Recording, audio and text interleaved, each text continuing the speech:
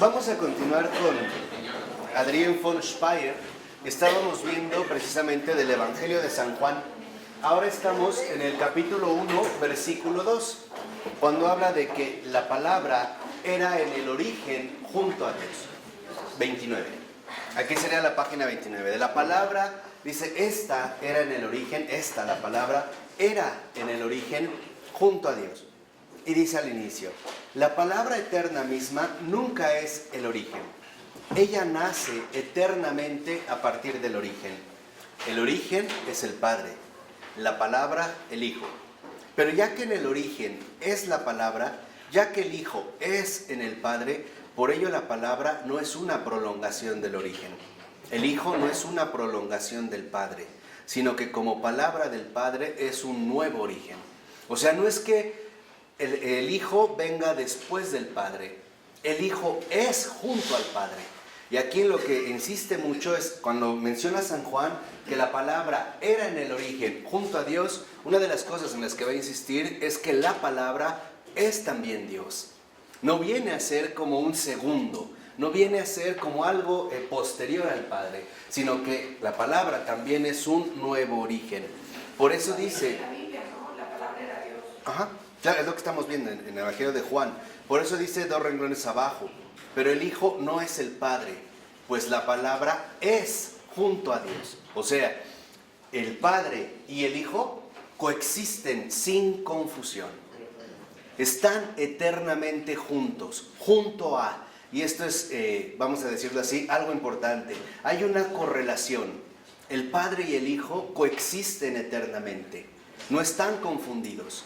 No es que el Padre en algún momento haya estado solo y después crea al Hijo como una especie de prolongación del Padre. Coexisten mutuamente juntos. Están, vamos a decirlo así, juntos. Por eso dice, con ello se manifiesta una diferencia. Dios y la palabra no son la misma cosa. Lo que Dios es no puede ser dicho. Él es todo, la plenitud, el origen de todo. Él es quien da todo. Y el Hijo es quien tiene todo, porque el Padre le ha regalado todo. El Padre es el que posee todo el amor y el que se lo da al Hijo. Y el Hijo es el que recibe todo el amor y por ello quiere regalar todo el amor, porque lo ha recibido profusamente. O sea, en este sentido, el Padre es el absoluto, lo que justamente no podría ser dicho por nadie. Es que aquí se trata del ser. Esto es lo importante, el ser uno junto al otro. Por eso yo me detuve en la otra clase en la totalidad. Precisamente para que no vieran que son algo así como partes juntas, sino que conforman un ser uno junto al otro. El Padre es Padre, el Hijo es Hijo. Y coexisten eternamente uno junto al otro, en igualdad. ¿Qué quiere decir en igualdad? Que los dos son Dios. Desde la eternidad. Por eso para nosotros no hay una generación, o sea, no hay uno primero y otro después. Es que no hay un momento, por así decirlo, en el que el Padre esté solo. El Padre es Padre desde siempre. Por eso es Dios Padre. O sea, no hay un momento en el que estuviera el Padre como Dios solo y después creara o engendrara al Hijo para ser Padre, ¿no? El Padre es Padre desde siempre, de tal manera que el Padre, en su ser Padre, siempre se mantiene con el ser del Hijo. O sea, el Padre es Padre desde siempre, el Hijo es Hijo desde siempre. No hay un momento en el que haya Dios solito. No hay cambio. Exacto, y después haya creado al Hijo o engendrado al Hijo para que fuera Padre. No, por eso es Padre. O sea, es una relación de eternidad. El Padre es Padre desde siempre. De tal manera que este ser Padre involucra que también desde siempre ha existido el ¿qué? El Hijo. Y al revés, el Hijo solo es Hijo porque desde siempre ha existido el Padre. O sea, Dios es trino. No hay un momento en el que estuviera Dios solito. Y entonces, pues para no sentirse tan solo, crea un hijo o engendra un hijo. No, justo porque es Padre desde siempre. Y el Hijo es Hijo desde siempre. No se da el caso aquí de un Dios solitario, donde nada más fuera uno, Dios, y después al engendrar al Hijo ya fuera Padre. No, el Padre es Padre desde siempre, por eso es Padre, porque desde siempre ha estado junto al ¿qué? Al Hijo, y viceversa. El Hijo es Hijo porque desde siempre ha estado junto al Padre. Eso es lo que está diciendo San Juan. O sea, aquí justamente en este versículo es lo que está comentando. Por eso, más o menos unos 6, 7 renglones de que acabe la página, dice, en su esencia, dice, el ser uno junto al otro, de Padre e Hijo, no es otra cosa que ese flujo del amor. O sea, hay una correspondencia mutua. Y si el Padre es Padre desde siempre, nunca ha sido solitario y por eso es Padre, y el Hijo ha sido Hijo desde siempre por el Padre, entre ambos se da un flujo de amor. Y este flujo de amor es el Espíritu Santo. De tal manera que entonces el Espíritu Santo es justamente este flujo que se da entre ellos. Y el Espíritu Santo es Espíritu Santo desde siempre. ¿Qué quiere decir? Que Dios siempre y desde siempre y para siempre será uno y trino. No hay un momento en el que haya uno o nada más dos. No, porque yo una vez escuché a alguien que decía, es que está el Padre y el Hijo y de ahí brota el Espíritu Santo. No es cierto, porque esto sería, no, como una exhalación. No, porque esto sería suponer que Dios no fue trino, que nada más había dos. Y después vino el qué. Este flujo de amor es justamente su ser uno, desde siempre. Les decía, no hay un momento, por así decirlo, en el que hubiera un Dios solitario, sino que el Padre, si hubiera un momento en el que no hubiera Hijo, no sería Padre. Así de sencillo. Por eso desde siempre es el Padre, y desde siempre es el Hijo, y desde siempre es el Espíritu Santo, porque es la conformación de su ser uno. El hecho de los tres en uno. Siempre se está dando precisamente en este flujo. O sea, Dios siempre ha sido y será Padre, Hijo y Espíritu Santo. No hay manera en este caso de poder disociarlos. Por eso, si lo vemos, más o menos 5 renglones antes de que acabe, dice, pero en ese fin perfeccionante, el evangelista comienza de nuevo con una sentencia del inicio. Esta, la palabra, era en el origen junto a Dios. Así pues, el amor entre el Padre y el Hijo no es un círculo cerrado. Antes bien, de su amor procede otra vez un nuevo origen. O sea, no es que entre el Padre y el Hijo se dé un círculo cerrado, sino que ambos se abren también a un nuevo origen. De tal forma que este nuevo origen, vemos que el Padre es Dios, el Hijo es Dios y el Espíritu Santo es Dios. Esta es la fecundidad del amor, que siempre se abre a una unidad, ¿no? O sea, que siempre busca precisamente el ser uno. Por ello, no es casual que en efecto a continuación habla del Espíritu Santo. Y lo vemos, que es lo que acabamos de decir al iniciar la 30. Este nuevo origen es el tercero en Dios, el Espíritu Santo. Él es el hálito común de su mutuo amor, el eterno movimiento entre el Padre y el Hijo, la fuente de la vida eterna en Dios, que transforma cada cumplimiento entre ellos en un nuevo origen. Y por ello es origen junto con el Padre y el Hijo. Y no solo es origen, Él también origina. Por eso lo dice al iniciar el otro párrafo, Dios es en su esencia Trinidad. Es imposible que Él comprendiese únicamente al Padre y al Hijo. ¿Por qué? Porque si no permanecerían cerrados. Y lo que realmente es en la esencia divina es esta apertura hacia el tercero en Dios, hacia el Espíritu Santo, que es tanto como insistir que es justamente la Trinidad. Por eso dice, ser dos significa a la larga morir. Eso no entendí. ¿Por qué ser dos significa a la larga morir? Porque quedarían encerrados uno al otro. No tendrían una nueva fuente de apertura. Terminarían consumiéndose mutuamente. De ahí que Adrián, más adelante, menciona el caso del Hijo. Dice, en un matrimonio, justamente cuando nace el hijo, es porque les abre esta nueva fecundidad que les permite no quedar atrapados en sí mismos. Por ello es que el matrimonio está llamado a los hijos, precisamente para crecer en fecundidad, para no quedar encerrados. Es esta apertura, es esta, vamos a decirlo así, apertura total. Por eso ahí mismo dice a continuación, un eterno estar frente a frente de uno y otro finalmente conduce al agotamiento del amor. ¿Por qué? Porque si nada más está el padre y el hijo, en esta relación dual se va a agotar. Cuando se salen de ellos para algo nuevo, entonces lo que hay entre ellos se ve acrecentado, renovado por este tercero.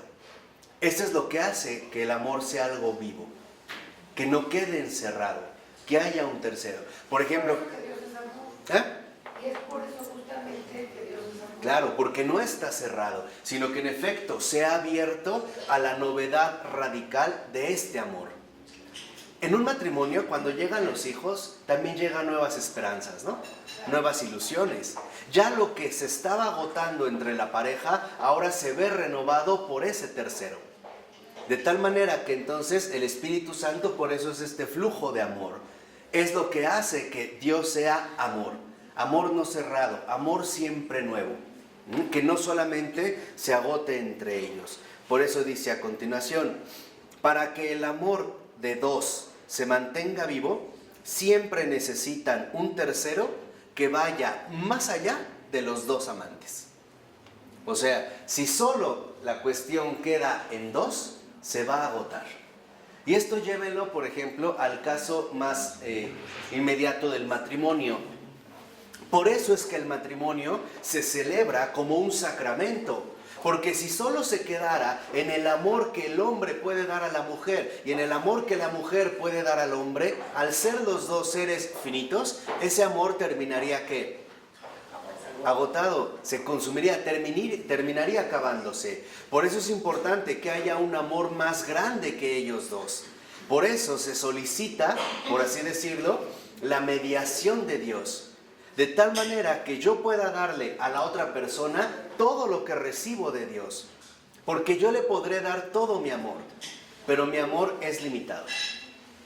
Tarde o temprano también las relaciones humanas fastidian, cansan, agobian. Pero si solamente se quedaron cerrados en ellos dos y no hay un tercero, no hay una renovación. O sea, el hecho de que entre dos haya uno más, este es el amor. Este, vamos a decirlo así, es la esencia viva del amor.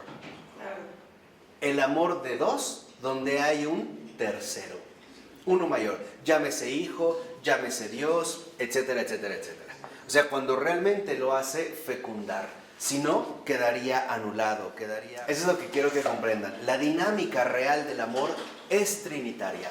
Por eso hoy los matrimonios fracasan, porque se quedan en un dualismo. Yo te voy a dar todo lo que tengo, puede ser mucho, pero se va a acabar. ¿Y de dónde voy a recibir más? Si el Señor mismo nos lo dijo, nadie puede dar lo que no tiene, a menos que lo reciba, salud, a menos que lo reciba de un tercero. Si yo me quedo encerrado en esta relación de dos, terminaremos fastidiados y agotados, ¿no? Como cuando dicen, ya no te soporto, es por eso. Porque ya no está este tercero que nos garantiza una renovación continua. O sea, finalmente ¿un qué? Un flujo. Esta es la dinámica del amor. Por eso el amor siempre es trinitario. Dice unos renglones abajo, como 4. De este modo, el Espíritu Santo es en Dios la verdadera fuente de la vida eterna. Ya vimos por qué. Porque es lo que hace que esta renovación sea eternamente dada. A cada momento, a cada instante. Es lo que renueva esta relación continuamente. Y de este modo el Espíritu es también lo más inconcebible en Dios. Algo tan sensible y oscilante que casi no posee una imagen sensible. ¿Qué imagen tendríamos para el flujo de amor? Difícilmente. Incluso en el Evangelio, ahora que lo vimos, cuando Jesús sale del ser bautizado, se abren los cielos y dice el Evangelio, ¿no? De Mateo. Y descendió el Espíritu en forma de paloma. O sea, eso es para darnos una referencia. Por eso no hay como una imagen muy concreta del Espíritu Santo. Porque es esta renovación continua, fuente de la vida eterna. Es justo lo que brota, hace que brote esta renovación total. Por ejemplo, ¿ustedes sabían que si el agua, por muy limpia que esté, se queda estancada, se pudre? Necesita un continuo fluir. Por eso el agua de un río es agua siempre fresca. Es agua siempre que viva, siempre pura. Por eso al Espíritu Santo participar en este flujo de amor en el ser uno es entonces lo que es la fuente de vida eterna.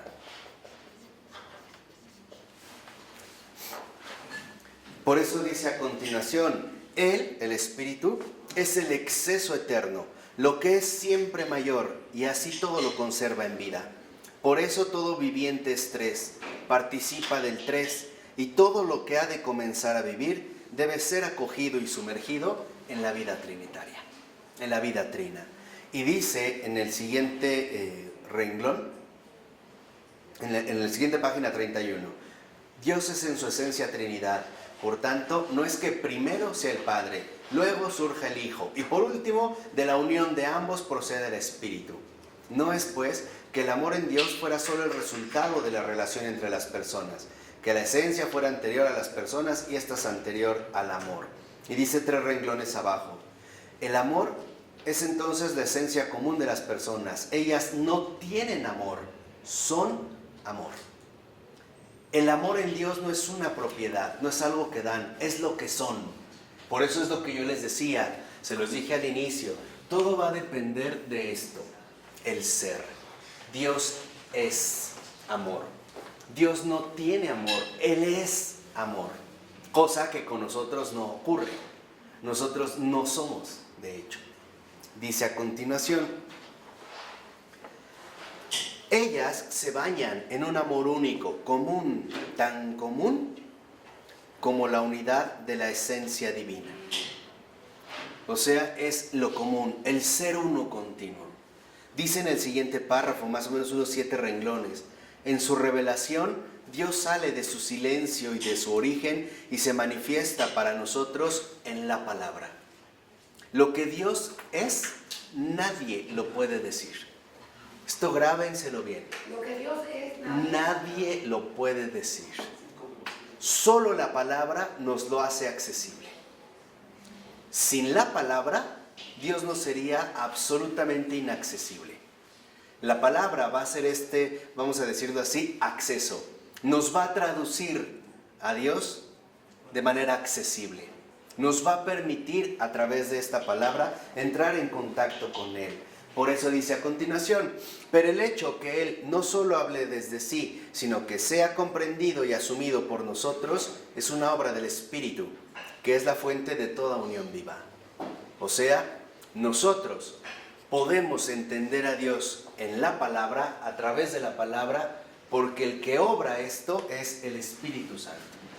De tal manera que el contacto con Dios es también siempre trinitario. Voy a tratar de poner esto en una imagen simple. El Padre es el mensaje.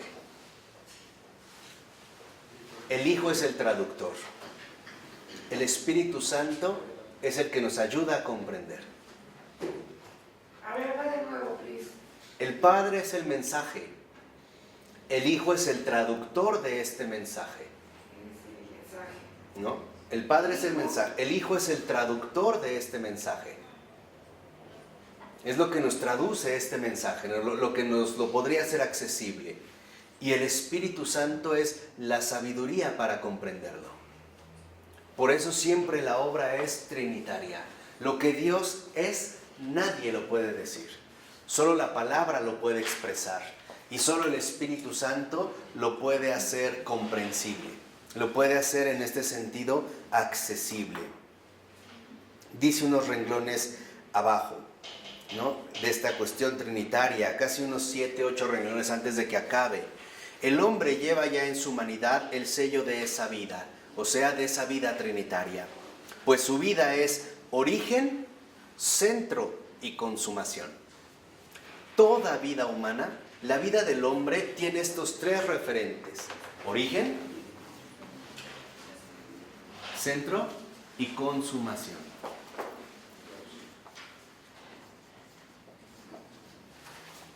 Dice a continuación: pero esa semejanza es totalmente semejante a la vida eterna.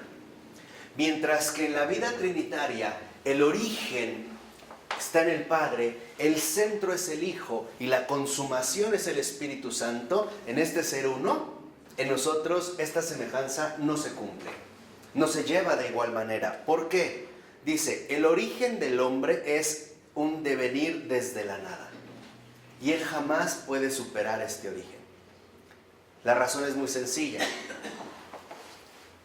Dios Padre ha sido desde siempre. Nosotros no hemos sido desde siempre. No es un juego de palabras, pero hubo un momento en el que no éramos nada. Nuestro origen, vamos a decirlo así, nuestro origen concreto, nuestro verdadero origen concreto es la nada. ¿Por qué? Porque antes de ser creados no éramos, no existíamos, no estábamos, no éramos nada, nada.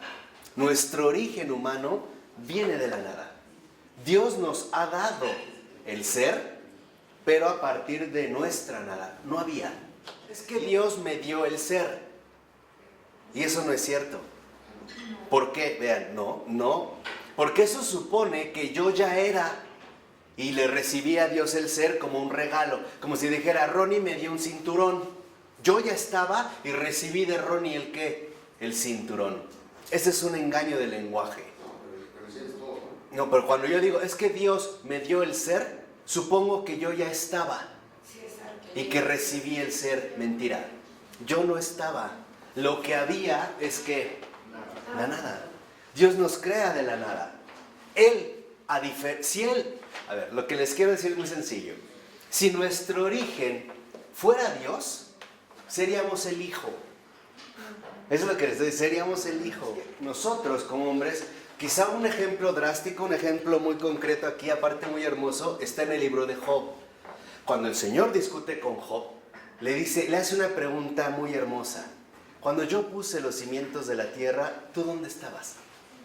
Cuando yo limité el mar en su bravura, ¿dónde tú te encontrabas? En la nada. Tú no eras. Lo que quiero que entiendan es que en la nada, para nosotros había un no soy, no era. El Señor no me va a crear desde su propio origen, como hace al Hijo. A nosotros nos va a crear desde la nada por el Hijo. Y Él jamás puede superar este origen. Incluso uno de los detalles claros que aquí se ven es que nosotros también sabemos que nos dirigimos a esta nada.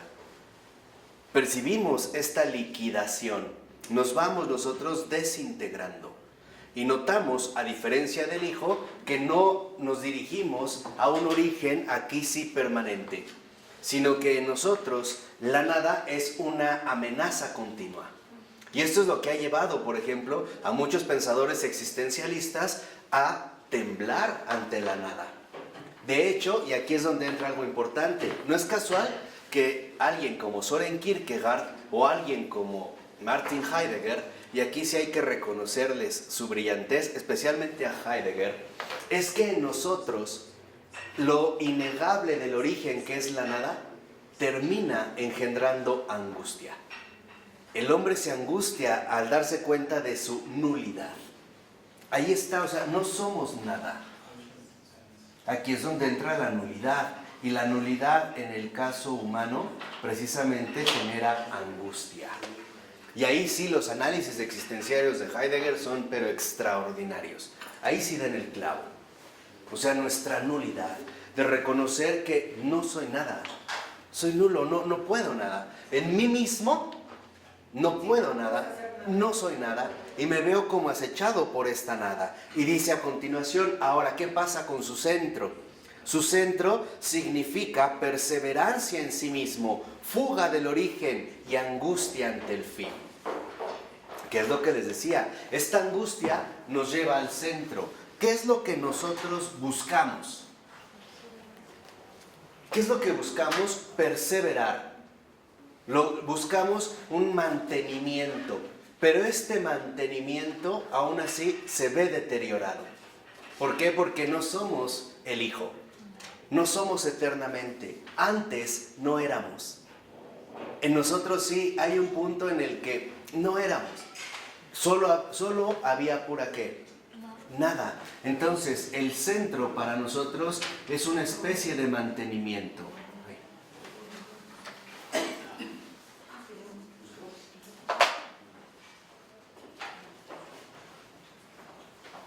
Una especie de mantenimiento, un buscar perseverar en sí, pero aún así nos vemos otra vez amenazados por la nada.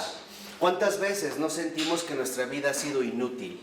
O que todo lo que hemos hecho no ha servido ¿qué? Para nada. ¿Cuántas veces no hemos sentido esta noción de que hicimos esfuerzos por algo y al final no valió para nada? O sea, para nosotros nuestro centro como un mantenimiento es aferrarse a uno mismo. Buscamos aferrarnos a nosotros mismos. Y dice, su consumación, en la que se quema su vida al morir, es un descenso, pero ningún cumplimiento. O sea, para nosotros, ¿en dónde termina la consumación? En un descenso.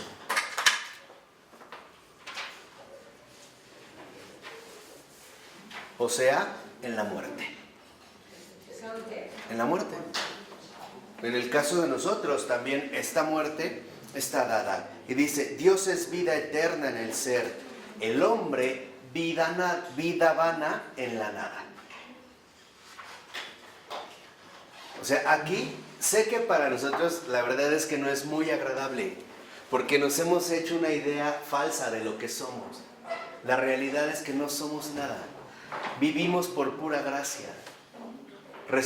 El propio San Pablo lo dijo, en Él somos, nos movemos y existimos. Esta es, digamos, esta apertura. Por eso, si nosotros lo vemos, la diferencia es que en la Trinidad la donación es una fecundidad eterna.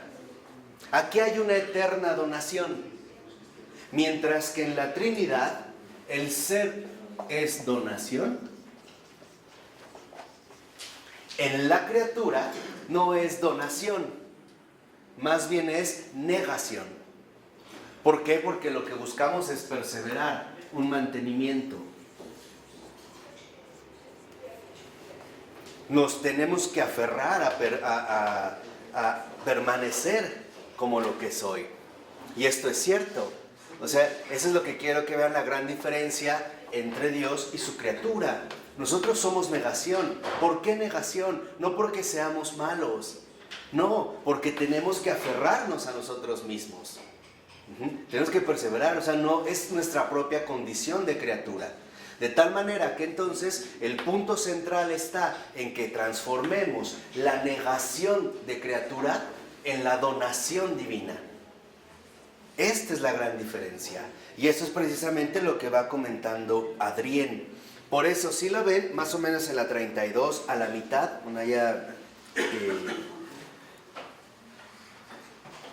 ahí mismo, donde nos quedamos arriba en el tercer renglón, dice, por eso el hombre busca el centro seguro y salvo, en el cual el origen no lo ataque y la consumación no lo torture. O sea, ¿Cómo? Sí, así dice, por eso el hombre busca el centro seguro y salvo, en el cual el origen no lo ataque. O sea, buscamos siempre salir ¿de qué? De la nada. De la nada. Y sí es cierto. Y dice, y la consumación no lo torture. O sea, el regresar allá, vamos a otro lado, aquí no se acaba. Piensen simple y sencillamente en esta noción de la reencarnación. La reencarnación es negar nuestro ser criatural. Esta es la diferencia. ¿Por qué? Porque es decir, aquí no acaba. Voy a continuar, aunque sea de iguana, pero voy a seguir. O después de cucaracha, o conejo, o toro, o qué sé yo. ¿No? O un rey o lo que sea. O sea, lo que aquí quiero que vean es que esta es la gran diferencia entre el ser de Dios y el ser de la criatura. En realidad tenemos, ¿no?, realidades distintas. Y la noción es muy sencilla, porque no somos Dios. Fuimos creados por Dios. Esta es, digamos, la gran diferencia. Yo recuerdo que Henri de Lubac decía algo muy hermoso. Decía, nuestra única misión como católicos es convencer a todo el mundo de que no somos Dios. Y si es nuestra única misión en el mundo, es convencer a todo el mundo de que no somos Dios, de que en realidad somos criaturas. Por eso, si lo ven, ahí sí, casi a la mitad de la página, dice Adrián, el hombre intenta cerrar su vida en torno a sí mismo, por eso la vida se endurece y muere, porque nos da miedo abrirnos a alguien más, buscamos perseverar en nosotros mismos. Y dice, la vida se endurece. Mientras que aquí se abre al flujo del amor, nosotros nos congelamos en la cárcel del egoísmo. Por eso es que nos consumimos en nosotros mismos. Por eso necesitamos la salvación. Claro. Ahorita sin avanzar, nada más para que vean la diferencia. O sea, lo que quiero que entiendan es que Dios es Dios. La criatura es criatura. Solo criatura. Después veremos esta grandeza, pero entender realmente lo que nosotros somos. Esta caña hueca, ¿no?, de la que habla Pascal. No es casual de que después de su conversión, Pascal haya sido muy consciente de la realidad de la criatura. Los propios salmos, ¿no?, en el Eclesiastés, vanidad de vanidades, ¿no? ¿Qué es el hombre para que de él te acuerdes? Es polvo, ¿no? Polvo y ceniza. Y finalmente, ¿a dónde vamos a regresar? Al polvo y a la ceniza. Entonces, ¿el hombre es o no es? Sí, es criatura. Es creado. O sea, el hombre es criatura. O sea, ¿qué significa? Que ha sido creado. Y que su ser es lo que la criatura es muy diferente al ser de Dios. O sea, en ese sentido nosotros no somos idénticos, como criaturas o como aquí. Pero como ser somos únicamente temporales. Claro, eso es muy bueno. De la nada. Claro. Bueno, De la nada. Aparentemente así se ve. Sí. ¿Por qué? Porque el ser de Dios se da a las criaturas para ser de un modo concreto. Por ello no es casual que Maurice Blondel, un extraordinario filósofo católico, pero extraordinario, escribiera un libro que se llama El ser y los seres. Y muestra que en realidad nuestra cualidad ontológica, no quiero hablar tan así, pero nuestro modo de ser es muy distinto como criatura que el ser de Dios. Y ese es, digamos, lo primero que tenemos. Pero como cristianos venimos de la nada, pero vamos hacia la eternidad, ¿no? Ojalá. Eso es lo que buscamos. ¿No hay certeza? A la vida eterna. ¿No hay certeza? ¿De qué? ¿Vamos a eternidad? Sí, pero ¿a cuál? ¿No? ¿La eternidad celeste o la eternidad infernal? ¿A Dios? Ojalá. No, al menos eso es lo que nos proponemos. Ese es nuestro camino. Por eso, si lo ven, lo que quiero que aquí perciban es que a pesar de que nuestro modo de ser es muy distinto como criaturas, tenemos la misma estructura trinitaria. A pesar de que somos criaturas, tenemos la misma estructura trinitaria. ¿Qué quiere decir? Que compartimos la misma estructura. Porque aquí sí, George tiene mucha razón. Porque al crear a la criatura, el Señor ya está pensando en planes futuros. De tal manera que esta esencia trinitaria pueda ser recibida por esta estructura criatural. ¿Para qué? Para que si aquí hay una estructura trinitaria y aquí hay una esencia trinitaria, se pudieran llegar a ¿qué? A fusionar, ¿no? A unir. A reunir. Por eso dice en el último párrafo, de este modo, el hombre creado es ya en su esencia una manifestación del Dios Trino. Es esto, tenemos la estructura trinitaria. Dios crea en él un origen y el hombre podría, si lo quisiera, vivir su origen, de modo que éste radicara en el eterno origen del Padre. O sea, nosotros tenemos la opción de donarnos al Padre. Y por lo tanto, de vivir como ¿qué? Como hijos. Entonces, no solo nos creó así, sino que esta es nuestra estructura inicial para que nosotros también, si lo queremos, cambiemos nuestro origen, que es la nada, por el origen eterno, que es el ¿qué? El Padre. ¿No es lo que vino a hacer Jesús? A mostrarnos que nuestro origen es el Padre y a conducirnos literalmente hacia el Padre. Por eso dice a continuación... Pero sí que cómo se cambia el centro de la consumación. Es aquí viene adelantito. Dice, más adelante, Dios le regala la claridad.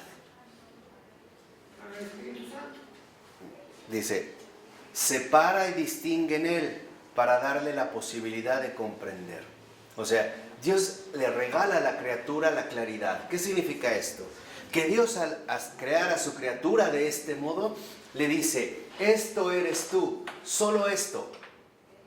Pero no estás condenado a permanecer aquí.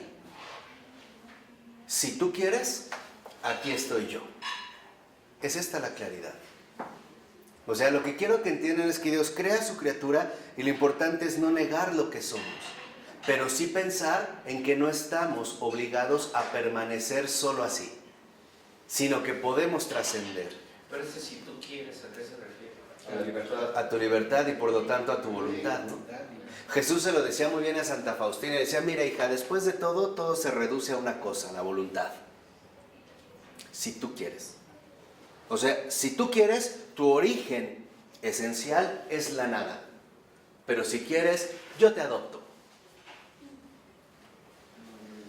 O sea, por eso el Señor nos ha creado de esta manera, pero nos ha dado la opción de no quedarnos así. Pero ¿por qué nos crea desde aquí? Porque este origen nunca lo vamos a poder negar. ¿Pero no se supone que Dios quiere a todos? Sí, claro, claro. ¿Qué más amor? O sea, quieras o no quieras, pues vente, compadre. No va a depender de así tan fácil. Él te puede decir, vente, pero tú le puedes decir, no quiero. San Agustín le decía, el que te creó sin ti no te va a salvar sin ti. O sea, lo que quiero que vean es que en este amor, ¿por qué este origen para nosotros va a ser permanente? Para que nunca olvidemos que no somos Dios. Para que Tenemos nunca... la necesidad de regresar a Él. Exacto. ¿No? Para entender que siempre seremos criaturas. O sea, que siempre agradezcamos el simple hecho y maravilloso hecho de haber sido creados. ¿Por qué nos creó Dios? Porque se le dio la gana. Dios al crearte ha confiado plenamente en ti. Confía en ti. Es un acto total de confianza. Aquí ves que veamos con claridad realmente lo que somos. Nada. Nada. Este es, o sea, en un primer momento. Y esto solo lo puede contemplar un corazón humilde. Solo un corazón humilde. Solo un corazón humilde puede reconocer esta realidad sin dolor, sino más bien con un asombro inmenso de que, Señor, no tenías necesidad de mí y a pesar de todo me creaste. Con agradecimiento. Claro, o sea, en esta grandeza. ¿Por qué? Porque en realidad, para poder asumir esto con gozo, se debe de tener un corazón profundamente humilde. Y lo que esto en realidad despertaría en mí es una inmensa gratitud. A pesar de no ser nada, me amas, ¿no? O sea, verlo. Y es aquí cuando en esta contemplación nosotros nos podemos dar también cuenta de algo extraordinario. No solo le da claridad, no solo le da comprensión, también lo conmueve, lo llama hacia sí. O sea, el Creador enamora a su criatura, la enamora. Busca precisamente que esto siempre esté presente para que no recaiga en una soberbia que lo va a llevar a la perdición. El hecho de querer ser como Dios mismo. Entonces, el hecho de que jamás podrá negar su realidad de criatura. Y lo enamora, lo busca, ¿no? Lo seduce, ¿no? Lo llama, o sea, literalmente se dirige ahora hacia esta criatura. Y lo podemos ver en la 33 a partir del 4º renglón.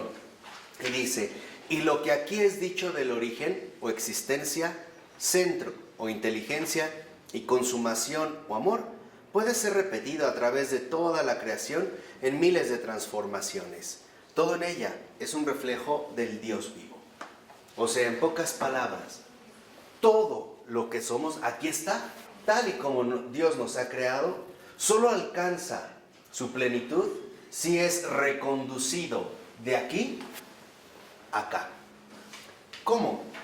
A través de nuestro espíritu. Y nuestro espíritu también tiene una forma trinitaria. Es ahorita lo que respondían. Bueno, y si no quiero, el hecho de poder rechazarlo. Dice como 3 renglones abajo. Entonces, el espíritu humano tomado en sí mismo es también triádico. Fíjense, aquí viene el paso de nuestro ser criatural a la adopción en Dios, a la comunión con Dios. Primero, puede escuchar lo que Dios dice y pregunta. Lo primero es escuchar. Puede escuchar. Nos dio la posibilidad de escuchar. Segundo, puede acoger y comprenderlo, o sea, recibirlo. Y puede finalmente responder. O sea, ¿qué hay que hacer? Escuchar, acoger, responder. Si esto no se lleva a cabo, nosotros terminaremos sucumbiendo en la ¿qué? Nada. En la nada, en la negación. Dice abajo, pero puesto que el hombre singular está abierto hacia afuera en ese escuchar, comprender y responder, se repite de un modo más explícito la imagen trinitaria en la relación entre varón y mujer. O sea, el amor entre varón y mujer está llamado literalmente a fecundar esta manifestación de amor en un tercero más. Pero este tercero involucra que los dos estuvieron dispuestos a renunciar no solo a sí mismos, sino también a la prioridad del otro. Por eso sabían que muchos matrimonios se deterioran, porque por ejemplo, la mujer ya no tiene toda su atención dirigida al marido. Ahora, ¿quién ocupa el primer lugar? El hijo. Y el padre ya no tiene toda su atención dirigida a su esposa. Ahora su atención principal es el ¿qué? El hijo. Y ahí es donde vienen conflictos. Por eso es que los gaimonios, o sea, los matrimonios entre homosexuales, van contra la estructura trinitaria. Porque es un amor cerrado de dos. Y por lo tanto, no confluye plenamente con la esencia del amor. No hay posibilidades de una fecundación mayor entre ambos. No la hay. Ustedes me pueden decir, bueno, pero adoptarían. Pero sería alguien de fuera. No se consuma este amor aportando cada quien lo suyo. Por eso es que va contra el amor. O sea, va contra esta esencia. Yo no estoy diciendo que no es que se amen. No, lo que digo es que rompería esta estructura. Por eso cuando se menciona al niño en la 33, ¿no? De esta nueva fuente, dice más o menos unos 8 renglones antes de que acabe la página. El niño no es solamente el que hace que el amor entre ambos se transforme en un movimiento eterno, el que finalmente recrea lo que aparentemente perfecciona en un verdadero origen, el que rompe el círculo que amenazaba con cerrarse. Es una apertura perfecta. El niño también demuestra a la vez el carácter gratuito del amor, en el que se anuncia su origen divino, pues Dios regala el niño. Como por otra parte, también desde Dios, el Espíritu Santo se derrama en el mundo, cuando el espacio entre Padre e Hijo se haya expandido tanto que puede colocar el mundo en medio de ellos. O sea, así como entre el hombre y la mujer, en medio de ellos Dios regala al niño, así entre el Padre y el Hijo, el niño, el bebé, es el mundo. ¿Sí? El mundo. A ver, va de nuevo. A ver, así como entre el varón y la mujer, Dios regala y pone en medio de ellos al niño, ahora entre el Padre y el Hijo está el mundo, es el bebé de los dos, su creación. Ahora el mundo también ocupa este lugar del niño. Es, digamos, el mundo es también fruto del amor del Padre y ¿de qué? Del Hijo en el Espíritu Santo. El mundo en este sentido es el bebé de Dios. Es su bebé, es su criatura.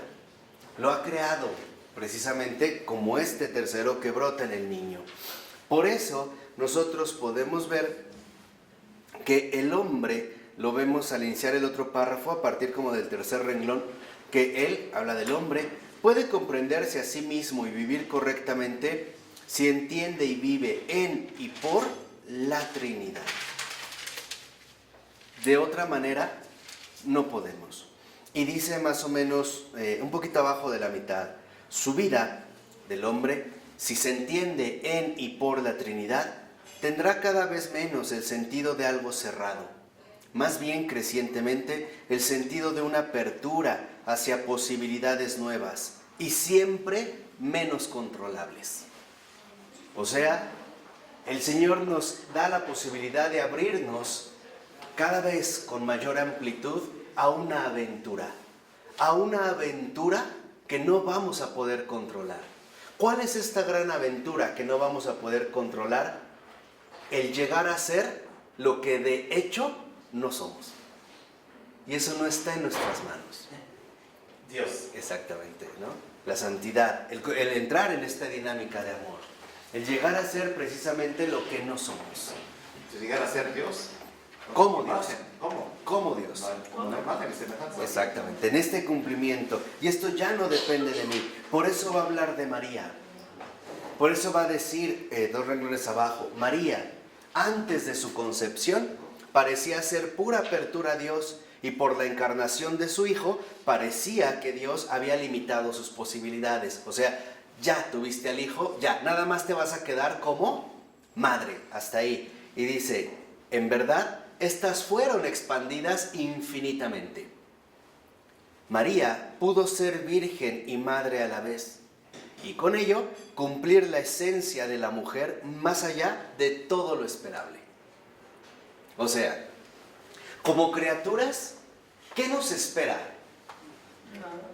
Pero si nos dijo, escuchamos, comprendemos y respondemos a Dios, ¿qué nos espera? Todo.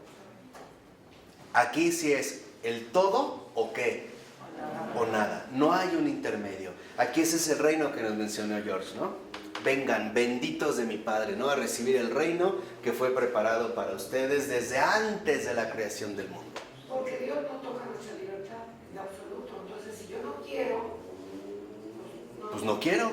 no, y no se va a hacer. Explícanos lo de María. Sí, vamos avanzando. O sea, cuando decía que se lleva infinitamente, entonces María, por ejemplo, no solo cumple un papel de madre y ya, hasta ahí llegaron sus posibilidades. O sea, no es como si el Señor le dijera, María, a ti solo te quiero para que tengas a mi hijo y ya. Como una vez me mencionaba un testigo de Jehová, ¿no? No, es que Dios nada más usó a María para que tuviera el bebé y ya, órale, vámonos, la corrió, la despidió. No, va a llevar sus posibilidades más allá de lo esperable. Por eso dice, el nacimiento del Hijo no significó la limitación de su vocación de mujer, sino ahora, justamente y más allá de todo lo esperado, la radicación de un origen en el mundo, su verdadera instauración en la maternidad universal. O sea, María, al ser madre de Jesús, ahora el Señor abre posibilidades inesperables, ser madre de todos los hombres. Y todavía algo más insospechado, madre de los pecadores. Ana Catalina Emmerich, ella en las misiones que le concedió el Señor, ella decía que cuando el Señor le dice a María, ¿no? Y a Juan, a María, mujer, ahí tienes a tu hijo, y después le dice a Juan, hijo, ahí tienes a tu madre. Cuando le dijo a María, mujer, ahí tienes a tu hijo. Cuando le dijo mujer, le dijo, en este momento no eres mi madre. Yo lo que te pido es que ahora aceptes a cualquier pecador como hijo tuyo. Fíjense lo que le está pidiendo. Y por lo tanto te pido algo a ti. ¿Estás dispuesta a renunciar a mí? No, es que de verdad la grandeza de María, no. Yo por eso le digo que la amo a punto de adorarla, pero no puedo. Hasta más no poder, ¿no? Pero no se puede. Y le dice, Y este hijo que yo te doy, porque María le dice sí, este hijo que yo te doy, para ti va a ser más valioso y más precioso que el hijo que tú misma has engendrado. ¿Qué le dio a entender ahí Jesús? Que cualquiera de nosotros, para María, debe valer más que el propio Jesús. Ahí se ve lo inesperado. ¿Pero por qué no? Ahí se ve esto por el amor que Dios ha tenido por sus criaturas. Ahora María está llamada a amar más. O sea, que su amor no se quede cerrado solo al Hijo, sino que ahora ese amor se abra a posibilidades insospechadas, a cualquier pecador. Por eso se le llama madre de los pecadores. Como verdadera madre. Como verdad, pero No en el nombre. hijo de sus entrañas, o sea, no como madre postiza, más valioso que el hijo que tú has engendrado. ¿Qué quiere decir? Que ahí Jesús nos pone a nosotros en primer lugar y él en segundo. Por eso dice a continuación, y donde apareció con claridad su límite humano, donde se la vio abandonar la cruz como mujer doblegada, allí mismo es superada, una vez más y definitivamente, toda confluencia, toda evidencia humana en el origen de la vida eterna de la resurrección. Así, la vida de Dios es incalculable. Por eso es lo que les decía, cuando el Señor nos invita a pasar de la nada al todo que es Él, nos está invitando a asumir algo que es incontrolable, algo que es incalculable, un gozo impensable, una paz indescriptible, un amor inimaginable, lo que ni ojo vio ni oído oyó, algo de lo cual ni siquiera nos podríamos hacer una mínima idea. Por eso fíjense, 5 renglones antes de acabar el párrafo dice, entonces el fin humano, yo aquí hablé de la creación, hablamos de nuestro ¿qué? Origen, pero no nuestro fin. Te falta el centro de la consumación, ¿no? ¿Lo dijimos? ¿Lo explicamos? No como estructura trinitaria. Sí, dijimos, en el origen está pasar de la nada al todo. Y en mi centro es que renuncie a mi negación para pasar a la donación del Hijo. Y en la consumación, que en lugar de caer a un descenso, sea yo también ofrecido al flujo de amor continuo del Espíritu Santo. El ascenso, ¿no? La elevación. Y entonces, precisamente, en esta elevación, lo que nosotros veríamos es que, a pesar de que esta es nuestra estructura, nuestra esencia de ser, nuestro fin no es este. Fuimos creados ¿de qué? De la nada, pero no para la nada. Ese es el síntesis. Fuimos creados de la nada, pero no para la nada. Esa es lo incalculable de Dios. Dios, de donde nos saca de la nada, no permite que esta nada se apropie de nosotros como si dijera, este es mío, salió de mí, me pertenece. Fuimos creados de la nada, pero no para la nada. Por eso dice, el fin humano, el límite y la muerte humanos se transforman en el lugar privilegiado de la aparición de la vida eterna. Porque de ahí se manifiesta de un modo irrecusable la supremacía eternamente mayor del origen divino. Dios nos saca de la nada para Él. No permite que la nada nos engulla. De ahí nos sacó, ya dijimos para qué. Para que jamás olvidemos que somos criaturas. Y no olvidemos que Él, que es el único que es, y siempre ha sido y será, ¿no? Yo soy el que era, el que es y el que será. Nunca olvidemos que somos criaturas. Porque a pesar de la grandeza a la que el Señor nos llama, no olvidemos de dónde venimos. Esta es sabiduría divina, ¿eh? Si nosotros no proviniéramos de la nada, Seremos un fraude primero. Sería un fraude. exactamente, de algo concreto, o sea, nos hizo de la nada, pero no para la nada. De tal manera que entonces, en el encuentro con el Señor, reconozcamos siempre de dónde vengo y en dónde terminé. Esa es la adoración. Esto nos va a llevar a una adoración eterna. El reconocer en dónde acabé, pero jamás olvido de dónde qué. de dónde viene. Este es, digamos, la alabanza extraordinaria. Los ángeles lo tienen muy presente, ¿eh? Los ángeles también vienen ¿de dónde? De la nada. También fueron creados. Todo lo que es creación Exacto. proviene de la nada. Todo. Solo Él es. Así es. Solo Él es. Solo Dios es. O sea, la palabra es, la palabra ser, le pertenece solo a Dios. En nosotros lo utilizamos pues, porque, bueno, por una analogía. Pero solo Dios es, nada más. Y dice al final, fíjense, en los 3 últimos renglones, lo que era infelicidad, nada, negación, descenso, se transforma en la casta bienaventuranza del conocimiento y del amor de Dios, ahora para nosotros siempre mayor. Dios, lo que era infelicidad, ahora se ha convertido en bienaventuranza, sin límite. Dios nos va a dar todo y más, siempre más, siempre más. Pues que así sea para todos nosotros. En el nombre del Padre, del Hijo y del Espíritu Santo. Amén. Pues muchas gracias.